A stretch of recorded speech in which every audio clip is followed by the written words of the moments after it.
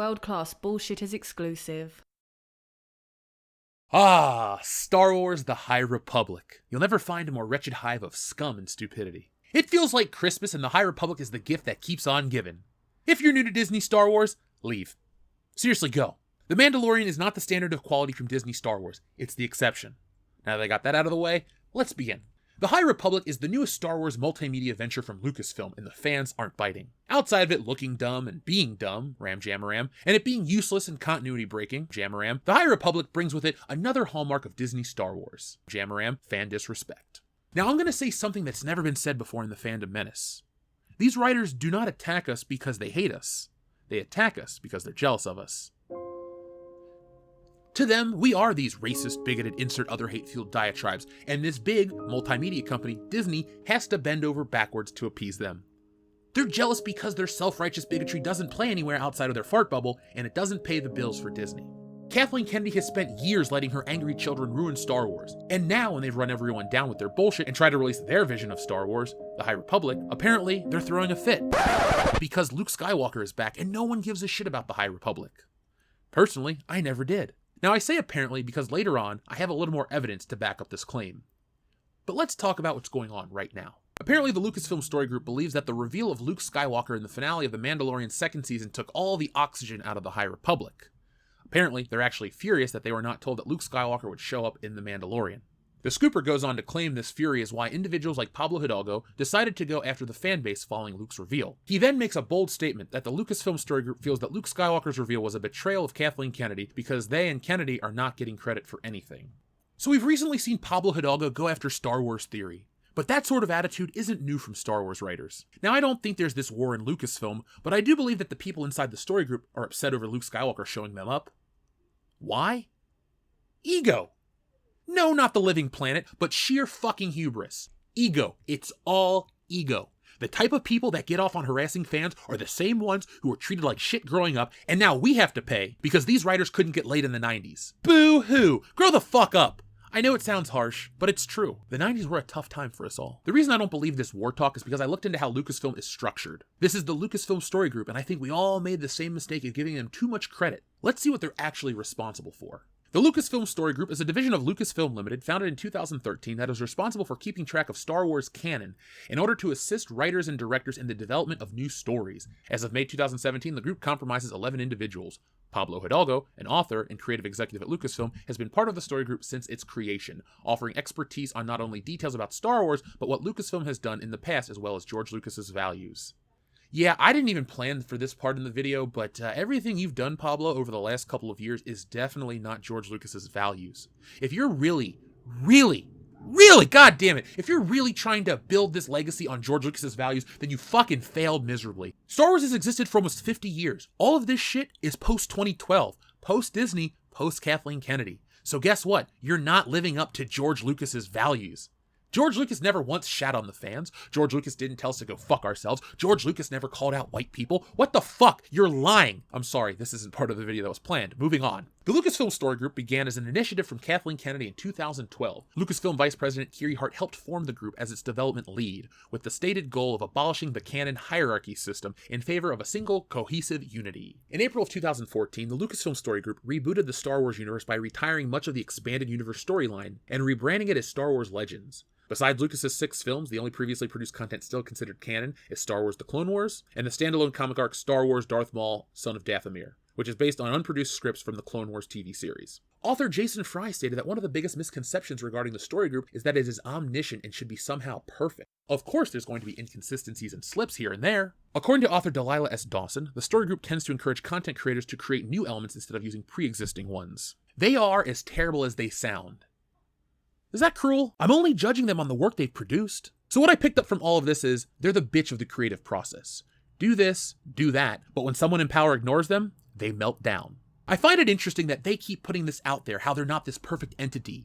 It's like they want a built-in excuse. When doing research about this topic, I found an interesting article from 2014 about the Lucasfilm Story Group and how pre-The Force Awakens, they were a concern. Jason Fry keeps talking to us, wired for the classics.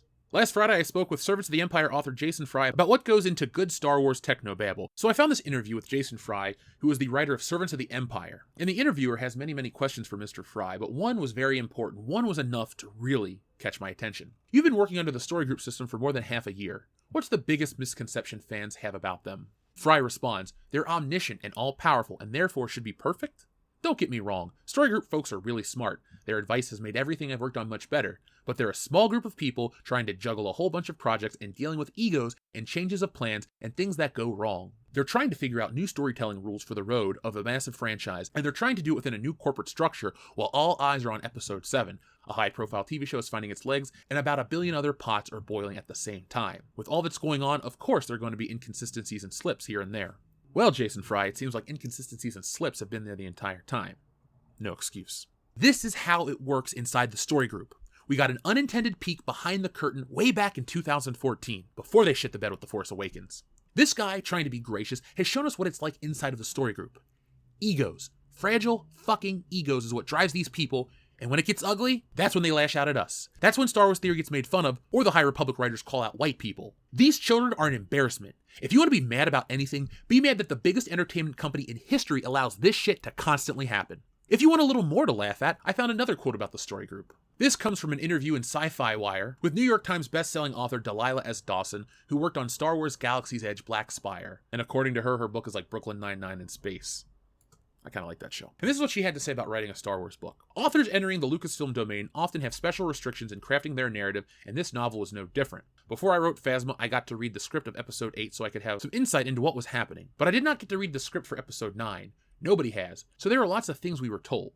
Don't use this person or that person. Take out this ship. But what happens a lot in the new canon, where instead of existing things, they tell us to just make up something new, you can have a lot more fun and actually create new characters. Well, if Ram Jamram and Leax Gayasi are the remnants of that directive, I'll pass. So I shared that excerpt just so we know exactly what the Lucasfilm Story Group does and so that they know we're aware to hold them accountable. What's happening is the Story Group is too big for their britches. They feel entitled to control Star Wars with their hate. You know, hate is an interesting thing, actually. All Rose Tico jokes aside, I took a deeper look at the Lucasfilm Story Group, since no one cares about them, and I learned just how damaged they truly are. According to A.J. Marsden, assistant professor of psychology and human services at Beacon College in Leesburg, Florida, one reason we hate is because we fear the things that are different from us. Behavioral researcher Patrick Waynes cites the in-group, out-group theory, which posits that when we feel threatened by perceived outsiders, we instinctively turn towards our in-group, those whom we identify as a survival mechanism. Waynes explains. Hatred is driven by two key emotions, love and aggression. One, love for the in-group,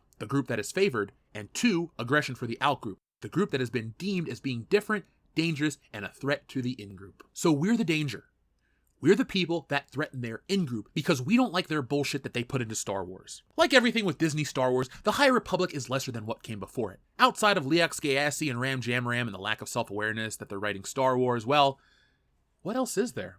Outside of their laughably bad everything, the High Republic... I can't do this with decorum. Fuck it. The High Republic is trash, but the idea is incredible. A cross-platform multimedia Star Wars project has never been done before. Oh wait, it has. After the Empire Strikes Back and before Return of the Jedi, there was a time when heroes and villains alike lived in the shadows of the Empire. If you've never heard of Shadows of the Empire, how are you a Star Wars fan? That thing was everywhere. I had the toys, I played the game, I read the comics, and I'm getting ahead of myself. What is Shadows of the Empire? Well, Shadows of the Empire was a 1996 multimedia project created by Lucasfilm. The idea was to create a story set between the films The Empire Strikes Back and Return of the Jedi, and to explore all the commercial possibilities of a full motion picture release without actually making a film. The venture was intended to reinvigorate interest in the franchise ahead of the theatrical special editions of the Star Wars trilogy released the following year. Several products were released, including a novel, a junior novelization, a comic book series, a video game, and a soundtrack. Trading cards, role-playing games, posters, model kits, Micro Machines toys, statuettes, vinyl dolls, and a series of action figures and vehicles. The story introduces rebel ally Dash Rendar, who aids the heroes in their attempt to liberate the frozen Han Solo from the bounty hunter Boba Fett. Meanwhile, Darth Vader continues the search for his son, Luke Skywalker, whom crime lord Prince Shizor attempts to kill in his plot to replace Vader at the side of the Emperor. This was awesome and it worked. Not only did it reinvigorate the franchise before the special edition, which is the exact era I became a Star Wars fan in, 1995, but it also got 90s kids pumped for Star Wars. And it wasn't just for the kids. Star Wars has always been and should be an all-ages thing. Yes, there are moments of darkness, but it's not tripe like the Emoji Movie. I agree we've severely lowered the bar on kids' entertainment, but it's the same with Star Wars. What passes for Star Wars today is just an embarrassment. When the remnants of the past, aka Luke Skywalker, come back, we get a reminder just how shitty Disney Star Wars is, and the story group behind it. What's up, everybody? If you want to join the greatest online Star Wars community, the Fandom Menace, make sure you hit that subscribe button before today's video starts, so you don't miss out on any updates and you're always the first to know when our newest videos go live.